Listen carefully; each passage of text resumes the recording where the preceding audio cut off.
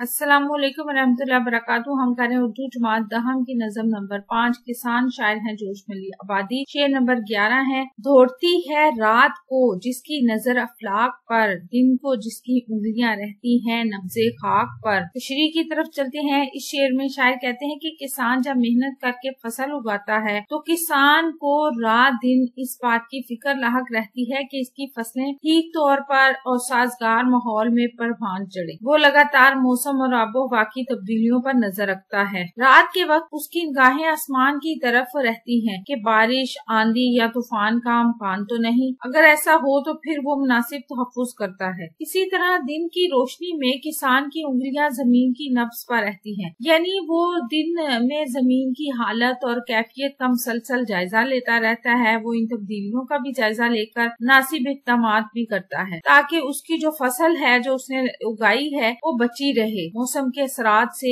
और जमीन की तब्दीलियों से। वो ये भी देखता है कि जमीन सैराब है या खुश्क और काश्त के लिए तैयार है या नहीं। वो इन तमाम चीजों को मद्देनजर रखते हुए अपनी फसल के तहफ्फुज़ के लिए फिर इक़दाम करता हुआ नजर आता है। इससे किसान जो है वो अपनी एक फसल के तैयार करने में उसे बहुत मेहनत करना पड़ती है, मुशक्कत करना पड़ती है, तभी जाके हम वो अनाज या वो फसल हासिल कर पाते हैं और उससे फायदा उठाते हैं। इसमें किसान की मेहनत और लगन शामिल होती है। आप हमारे चैनल को सब्सक्राइब करके वीडियोस को लाइक और शेयर कीजिएगा।